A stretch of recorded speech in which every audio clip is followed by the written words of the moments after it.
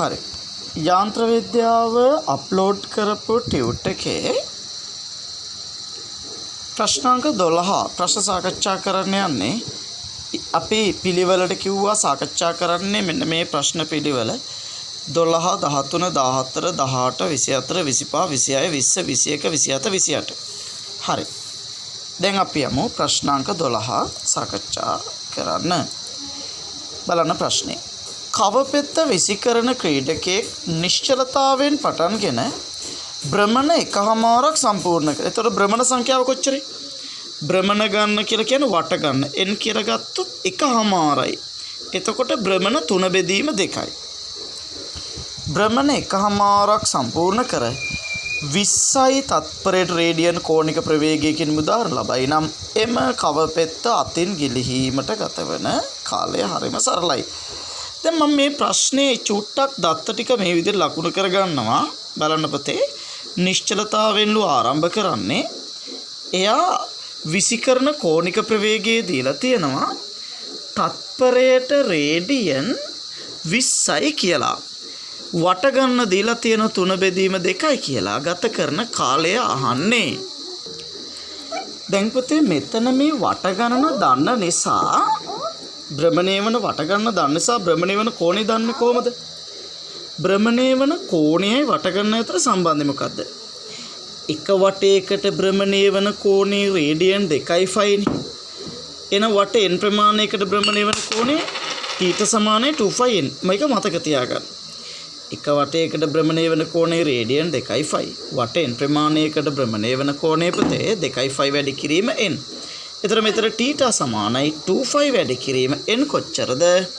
භ්‍රමණය වෙච්ච වට ගන්න 3 බෙදීම 2යි. එතකොට θ සමානයි 2.5 රේඩියන්. මේවා එච්චර වෙලා යන්නේ නැහැ. හිතෙන් සුළු කරගන්න ඕන. දැන් අපි දන්නේ මොනවද? රේඛීය චලිතයත් එක්ක සංසන්දනය කරමු. ආරම්භක වේගය දන්නෝ, අවසාන වේගය දන්නෝ, විස්ථාපනය දන්නෝ, කාලය අහන්නේ. ඉතින් ඒවා සම්බන්ධ වෙන එකම සමීකරණ. ඉතින් අපිට දාන්න තියෙන අනුරූප සමීකරණ සරල රේඛීය චලිතය න. S සමාන u ධන v බෙදීම 2 වාරයක් t නේ. මේක දාන්නේ නෑ. මේකෙන් හිතන්න ඒ අනුව θ සමානයි ඔමේගා 1 ධන ඔමේගා 2 බෙදීම 2 වාරයක් t. මං කියන්නේ මෙතනින් හිතන්න. එන θ දන්නවා 2π ඔමේගා 1 බිංදුව ඔමේගා 2 20 බෙදීම 2 වාරයක් t. t සමාන වෙනවා කවුද? 2.5 බෙදීම 10 කියන්නේ මේ මෙතන 10නේ. 2.5 බෙදීම 10 කියලා කියන්නේ 5 බෙදීම 5යි තත්පර. එහෙම උත්තරයක් තියනවද? මට හිතෙන එහෙම උත්තරයක් නැහැ. නිවැරදි පිළිතුර නැහැ. උත්තරය වෙන්නේ 5 බෙදීම 5යි. ඕකේ, පිළිතුරක් නැහැ. නිවැරදි පිළිතුර වෙන්නේ 5 බෙදීම 5යි. අයි බලමු ඊළඟ ප්‍රශ්නෙට යන්න. ප්‍රශ්නාංක 13 බලන්න පුතේ. ප්‍රශ්නාංක 13 සරලව හිතන්න ඕන. බයිසිකල් රෝදයක් ඔමේගා කෝණික ප්‍රවේගයෙන් භ්‍රමණය වෙමින් නැති මොහොතක ඝර්ෂණ ව්‍යාවර්තයක් ලබා දීම හේතු කොට. එතකොට මෙයා මෙහෙම ඔමේගා කෝණික ප්‍රවේගයෙන් භ්‍රමණය වෙනවා. ඉතින් ඝර්ෂණ ව්‍යාවර්තය කියන්නේ ප්‍රතිරෝධී එකක් නේ. එතකොට ප්‍රතිරෝධී ව්‍යාවර්තය මේ පැත්තට. භ්‍රමණ 4ක් සම්පූර්ණ කර නවතිනම් කෝණික මන්දනය. ඉතින් මෙයා නතර වෙනවනේ. නිශ්චල වෙනවනේ. නිශ්චල වෙනවා නම් මෙන්න මේ පැත්තට තමයි කෝණික ත්වරණය කියන්නේ කෝණික මන්දනයක් තියෙනවා. ඉතින් භ්‍රමණ 4යි. ඉතින් භ්‍රමණ 4යි නම් වට ගන්න කොච්චරයි? වට ගන්න θ භ්‍රමණය වෙන කෝණේ කොච්චරයි? 2π වැඩි කිරීම 4. ඒ 2π එන්නේ. වට ගන්න 4යි නම් භ්‍රමණය වෙන කෝණේ වෙන 2π වැඩි කිරීම 4. ඉතින් අපි දාන සමීකරණ මොකක්ද? ආරම්භක වේගය දන්නෝ, අවසාන වේගය දන්නෝ, කාලය දන්නේ නැහැ. විස්ථාපනය දන්නෝ 8.5 කියලා. මේ හොයාගත්තා. විස්ථාපනය දන්නෝ. ඉතින් දන්නවා නම් මොකක්ද දන්නේ නැති එක? කාලය දන්නේ නැති. ඉතින් කාලය සම්බන්ධ නොවන එකම චල සමීකරණය තියෙන මොකද්ද? කාලය සම්බන්ධ නොවන එක v වර්ග සමාන u වර්ග ධන 2s. ඉතින් v වර්ග සමාන u වර්ග 2s වගේ එක. ඔමේගා 2 වර්ග සමානයි ඔමේගා 1 වර්ග ධන 2යි ඇල්ෆා θ. ඔමේගා 2 කියන්නේ බිංදුව, ඔමේගා 1 කියන්නේ ඔමේගා වර්ග. අපි දාන්නේ මේ පැත්තට කෝණික ත්වරණයේ තියෙන අර පැත්තට ඍණ 2යි ඇල්ෆා වාරය θ කියන්නේ 8.5. ඒතර ඇල්ෆා සමානයි ඔමේගා වර්ග බෙදීම මෙයා මේ පැත්තට ගෙනාවා. ඔමේගා වර්ග බෙදීම 16.5 කියලා අපිට ලැබෙනවා. ඔමේගා වර්ග බෙදීම 16යි වර්ග කියන්නේ නිවැරදි පිළිතුර වෙන්නේ 3 වන පිළිතුර පුතේ නිවැරදි පිළිතුර වෙන්නේ. බලන්න ප්‍රශ්න අංක 14 හැම ප්‍රශ්නයක්ම ඔබ තනියෙන් කරන්න නැවත නැවත කරන්නම වෙනවා. බලන්න පුතේ 14 නිශ්චලතාවයෙන් පටන්ගෙන වස්තුවක් ඒකාකාර කෝණික ත්වරණයකින් භ්‍රමණය වේ. ඔන්න නිශ්චලතාවයෙන් පටන් ගන්නවලු ඒකාකාර කෝණික ත්වරණයකින් භ්‍රමණය වෙනවලු. පළමු තත්පරය තුල දෙවන තත්පරය තුල තුන්වන තත්පරය තුල එම වස්තුව භ්‍රමණය වූ කෝණ අතර අනුපාතය. තත්පර එකකදී තත්පර දෙකකදී තත්පර තුනකදී නෙවෙයි. පළවෙනි තත්පරය තුල දෙවන තත්පරය තුල තුන්වන තත්පරය තුල භ්‍රමණය වෙච්ච කෝණ අතර අනුපාතය. මම මේක චුට්ටක් පැහැදිලි කරන්නම් මෙන්න මෙහෙම. ඔක හිතෙන් ගන්න පුළුවන්. ඉතින් හිතෙන් ගන්න සංකල්පය අවබෝධය තියෙන්න ඕන. ඉස්සෙල්ලා අපි සංකල්පය ඉගෙන ගමු. ඔන්න මෙතන t සමානයි බිඳුවේදී මෙයා නිශ්චලතාවයෙන් චලිතය ආරම්භ කරනවා. ඒකාකාර කෝණික ත්වරණය යන්නේ ඇල්ෆා කියලා. එතකොට කිසියම් t කාලයකදී භ්‍රමණය වෙච්ච කෝණේ t නම් එක ගන්නෙ කොහමද? ආරම්භක වේගය දන්නෝ ත්වරණය දන්නවා නම් කාලයයි විස්ථාපනය අතර සම්බන්ධය s සමානයි ut ධන භාගයේ t වර්ග වගේනේ. s කියන්නේ t u කියන්නේ ඔමේගා 1 t ධන භාගයයි ඇල්ෆා t වර්ග. ඉතින් මෙයා බිඳුවයිනේ. එන t සමාන වෙනවා භාගයයි ඇල්ෆා t වර්ග. නේද? භාගයයි ඇල්ෆා t වර්ග. මෙයා බිඳුවයිනේ. ඉතින් t සමානුපාතික වෙනව කාටද? මෙයා නියතයි මෙයා නියතයි. කාලයේ වර්ගයට සමානුපාතිකයි. අපි හිතමු තත්පර එකකදී මේ තත්පර එකකදී සමානුපාතික වෙන්නේ කාටද? එකේ වර්ග. එකේ වර්ග කියන්නේ එකයි. තත්පර දෙකකදී සමානුපාතික වෙන්නේ කාටද? දෙකේ වර්ග. දෙකේ වර්ග 4යි. තත්පර තුනකදී සමානුපාතික වෙන්නේ කාටද? තුනේ වර්ග 9යි. එහෙනම් තත්පර එකකදී කෝණික විස්ථාපන එකට සමානුපාතිකයි. තත්පර දෙකකදී 4ට සමානුපාතිකයි. තත්පර තුනකදී 9ට සමානුපාතිකයි. තත්පර එකකදී භ්‍රමණය වන කෝණයයි තත්පර දෙකකදී භ්‍රමණය වන කෝණයයි තත්පර තුනකදී භ්‍රමණය වන කෝණය අතර අනුපාතය නම් 1ට 4ට 9. හැබැයි පුතේ අහලා තියෙන්නේ පළමු තත්පරය තුල භ්‍රමණය වෙච්ච කෝණය 1ට සමානුපාතිකයි. මට කියන්න පුතේ දෙවන තත්පරය තුල භ්‍රමණය වෙච්ච කෝණය කොච්චරයි? තත්පර එකකදී 1යි දෙකකදී 4යි නම් දෙවන තත්පරය තුල 4 ඍණ 1 3යි නේද? 3නේ සමානුපාතික. තත්පර එකකදී 1යි නම් දෙකකදී මෙහෙම ගන්න. තත්පර එකකදී මේ දුර තත්පර දෙකකදී මේ දුර මේක 1යි මේක 4යි නම් දෙවන තත්පරය තුල මේ දුර 3යි නේද? ඒ වගේ. එහෙනම් තෙවන තත්පරය තුල කොච්චරද? 9 ඍණ 4 5යි. එන අනුපාතය 1ට 3ට 5යි. පළවෙනි තත්පරය තුල දෙවන තත්පරය තුල සහ තුන්වන තත්පරය තුල භ්‍රමණය වෙච්ච කෝණ අතර අනුපාතය 1ට 3ට 5. 1ට 3ට 5 කියන නිවැරදි පිළිතුර වෙන්නේ පුතේ 5 වන පිළිතුරයි නිවැරදි පිළිතුර වෙන්නේ. ඊළඟට අනාපතේ ප්‍රශ්නාංක 18. ප්‍රශ්නාංක 18. ඒකාකාර ඝනකමක් ඇති පදාර්ථයේ ඒකාකාරව පැතිරී ඇති ලීරෝධයක අරයාර්ලු. මේ අරයාර කියලා දෙලා තියෙනවා. ඒතර මෙතන පුතේ අරයාර. ස්කන්ධ MV එහි පරිධියට ඇති ස්පර්ශිකව SF බලයක් T කාලයක් තුල දෙනවලු. ඒතර F බලයක් T කාලයක් දුර දෙනකොට අනිවාර්යයෙන් මෙතන ව්‍යාවර්තයක් ඇති වෙනවා. ව්‍යාවර්තය කවුද? බලය වැඩි කිරීම ලම්බ දුර. ඒ ව්‍යාවර්තය කියන්නේ බලගූර්ණේ බලය වැඩි කිරීම ලම්බ දුරනේ. අපෙන් අහන්නේ ලබන විට එය කේන්ද්‍රය හරහා ඊට ලම්බ කක්ෂය වටා භ්‍රමණය වේ t කාලයකට පසු කෝණික ප්‍රවේගය. ඉතින් කෝණික ප්‍රවේගය t කාලයකට පසු කෝණික ප්‍රවේගය හොයාගන්න පුළුවන් කෝණික ත්වරණය දන්නවනේ. කොහොමද ඒක හොයාගන්නේ? මම සරලව පෙන්නන්නම් පුතේ. මෙහෙම විභාගෙදි මෙහෙම ලියලිය ඉන්න ඕන නැහැ. කැපිටල් F බලය තියෙනවා නම් ව්‍යාවර්තය τ සමානයිනේ I ඇල්ෆා. මේ කෝණික ත්වරණය ඇල්ෆා හොයාගන්න පුළුවන්. ඒ τ සමානයි I ඇල්ෆා. මොකද ඒකේ රේඛීය චලිතය අනුරූප සමීකරණ. රේඛීය චලිතය අනුරූප සමීකරණය තමයි පුතේ F සමාන ma සමීකරණය. ඒතර F සමාන ma වගේ භ්‍රමණ චලිතයේ සමීකරණය තමයි τ සමාන I ඇල්ෆා. τ කියන්නේ F වැඩි කිරීම R. අවස්ථිති ගූර්ණේ භාගයයි mr වර්ගයක සාමාන්‍යයෙන් දෙන්න ඕන. ස්කන්ධ m නම් අරය R නම් අවස්ථිති ගූර්ණයේ තැටියක භාගයෙන් මාරු වර්ගයක දෙන්න ඕන. වාරයක් ඇල්පා. ඉතින් ඇල්පා කවුද? එක R එකට එක R එකක් කැපෙනවා. 2යි F බෙදීම MR නේ කෝණික ත්වරණය. ඉතින් කෝණික ත්වරණය දන්නවා නම් t කාලයකට පස්සේ කෝණික ප්‍රවේගය හොයාගන්නේ කොහමද? ආරම්භක කෝණික ප්‍රවේගය දන්නවා. ආරම්භක වේගය දන්නවා. ත්වරණය දන්නවා. t කාලයකට පස්සේ වේගය හොයාගන්න අනුරූප සමීකරණේ v සමානයි u ධන at වගේ. විස්ථාපනයේ දන්නේ නැති v සමානයි u ධන at වගේ සමීකරණය ඔමේගා 2 සමානයි ඔමේගා 1 ධන ඇල්ෆා t. එන ඔමේගා සමානයි ඔමේගා 1 බිඳුව. ඔමේගා 1 ඔමේගා 2 සමානයි ඔමේගා 1 ධන ඇල්ෆා t බිඳුව ධන ඇල්ෆා 2යි f බෙදීම mr වාරයක් t.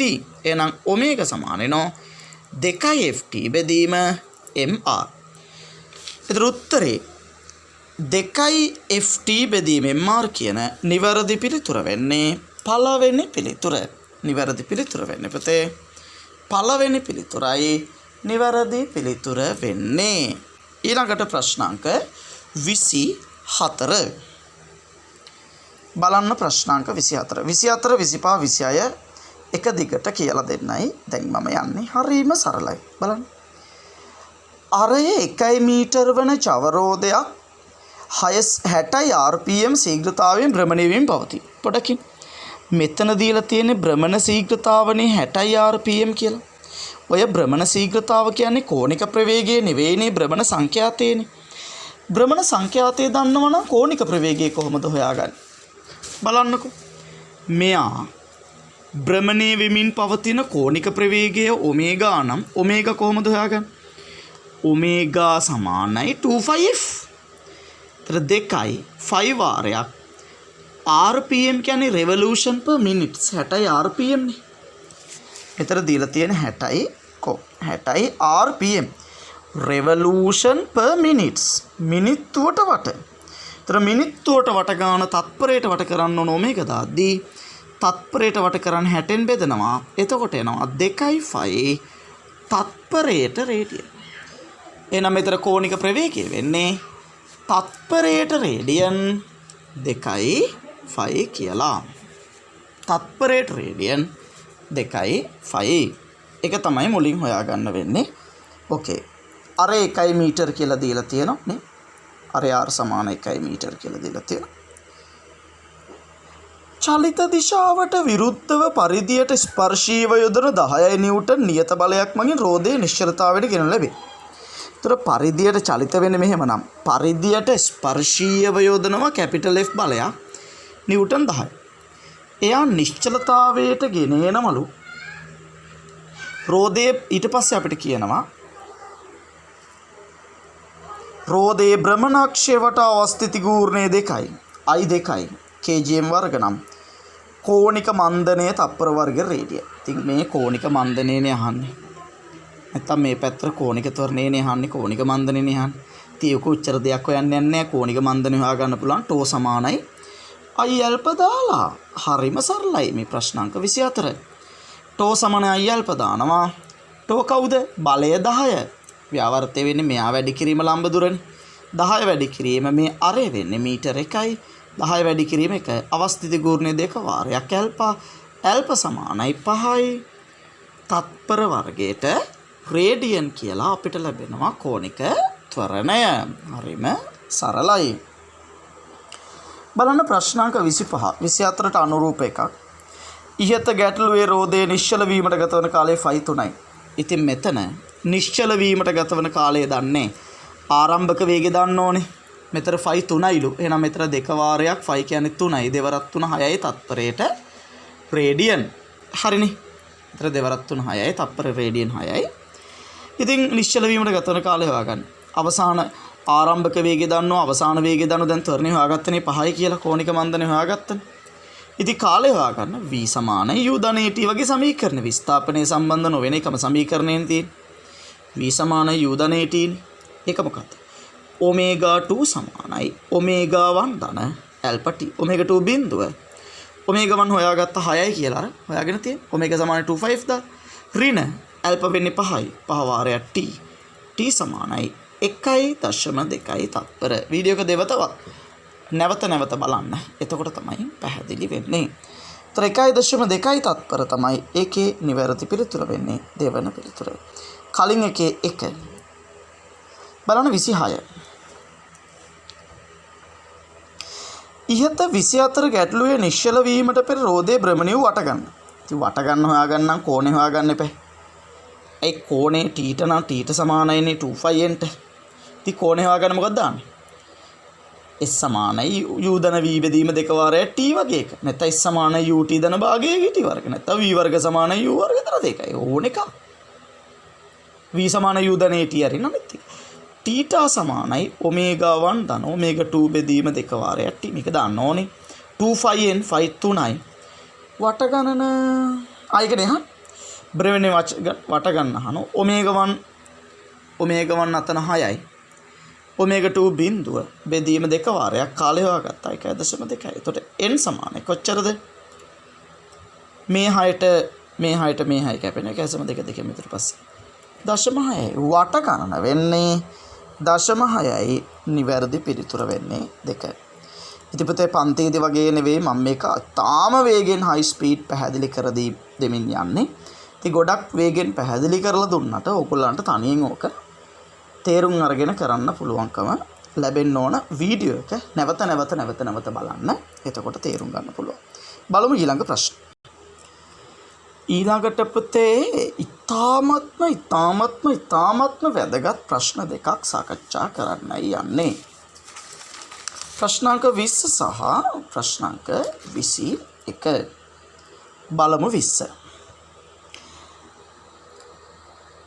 අරය කැපිටල් ආර්ද ස්කන්ධය කැපිටල් එම්ද වූ සුමට කප්පියක් ඕහිදී විවර්තනය කර කප්පිය මතින් සැහැල්ලු අවිතන්නේ තන්තුවක් යවා. කියන මේක බලන්න පුතේ අරය ආර් වෙච්ච ස්කන්ධයෙන් වෙච්ච සුමට කප්පිය සුමටයි කියලා කියන මෙතන හරියට නම් දෙන්න ඕන. මෙන්න මේ තන්තුවයි කප්පිය අතර ස්පර්ශ නෙවෙයි සුමට. මෙන්න මෙතන තමයි සුමට. මේක දෙන්න ඕන. මෙතන තන්තුවක් තියෙනවලු අදිනවලු ටී ආතතියක් යොදා තියෙනවලු. කප්පි සිරස් තලයක කියන්නේ සිරස්ස තියෙනවා. කප්පිය වටා භ්‍රමණය වෙන කෝණික ත්වරණය. ඉතින් මෙතන මෙයා මේ පැත්තට භ්‍රමණය වෙන කෝණික ත්වරණයනේ අහන්නේ. තාම සරලයිනේ. කොහමද ගන්නෙ? කෝණික ත්වරණය හොයාගන්න F සමාන මේ වගේ සමීකරණේ τ සමාන I ඇල්ෆා. τ කවුද? බලය වැඩි කිරීම ලම්බ දුර. ඉතින් මෙතන අපි දාන τ සමාන I ඇල්ෆා. τ කියන්නේ බලය T. වැඩි කිරීම R. හරිනේ.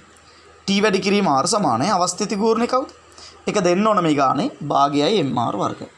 මේක දීලා නැහැ. මේ ටියුට් එක මම පන්ති සාකච්ඡා කරන ටියුට් එක නිසා දීලා නැත්තේ. වාරයක් ඇල්ෆා මේ තීරි පන්තියේ සාකච්ඡා කරන ටියුට් එක. ඒතර ඇල්ෆා සමානයි මේ r ට මේ r කැපෙනවා. දෙක මේ පැත්තට ගේන්න. 2t බෙදීම mr. මේ රචනාවලදී නම් මෙහෙම කපන්න යන්න එපා. හොඳේ කැපුවට ලකුණු දෙන්නේ නැහැ. රචනා ගැටලුවක නම් මේ පියවර දාලා කැපුවා නම් පියවරට ලකුණු දෙන්නේ නැහැ. MCQ නිසා කැපුවේ කපන්න බෑ. ඔන්න පුතේ ඔය කෝණික ත්වරණය 2t බෙදීම mr එනවට භ්‍රමණය වෙන කෝණික ප්‍රවේගය 2t බෙදීම mr කියන නිවැරදි පිළිතුර වෙන්නේ 3 වන පිළිතුරයි නිවැරදි පිළිතුර වෙන්නේ. බලන්න පුතේ ඊළඟට ඔන්න ඔය ප්‍රශ්නාංක 21 තමයි වැදගත්ම ප්‍රශ්නේ. බලන්නකෝ. ඉහත ගැටලුවේ T බලය ඉවත් කර සිම්පල් M ස්කන්ධයක් තන්තුවේ ගැට ගැසුවේ නම් සිම්පල් M චලිත වන ත්වරණය වන්නේ. හරි. දැන් බලන්නකෝ මෙතන අරය R. මෙන්න තන්තුවෙන් ගැට ගහලා තියෙනවා මෙතන මේ විදියට පුතේ M ස්කන්ධය. මෙන්න O කේන්ද්‍රය. ස්කන්ධේ අපි දන්නවා අවස්ථිති ගූර්ණයේ භාගයයි mr වර්ග. තැටියක ඝන සිලින්ඩරයක භාගය mr වර්ග ඒවා දෙනවා. අනිවාර්යෙන් දෙනවා. හරි. දැන් පුතේ මෙතන මේක අතෑරියට පස්සේ මෙයා චලිත වන ත්වරණය කොහොමද හොයාගන්නේ? මෙතන පහළට බර mg නේ. තන්තු ආතතිය t නේ. මෙතන ආතතිය t නේ. මේ t ආතතිය නිසා මේ පැත්තට ව්‍යාවර්තයක් ඇති වෙන ඕනේ t වැඩි කිරීම r.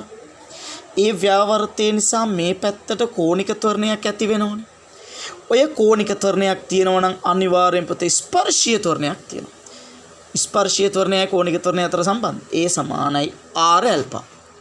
v සමානයි r ඔමේගා වගේ ස්පර්ශයේ වේගයයි කෝණික ප්‍රවේගය අතර සම්බන්ධය v සමානයි r ඔමේගා වගේ ස්පර්ශීය ත්වරණයයි කෝණික ත්වරණය අතර සම්බන්ධ වෙන්නේ a සමානයි r ඇල්ෆා. ඒ අතර සම්බන්ධ වෙන්නේ පුතේ a සමානයි r ඇල්ෆා.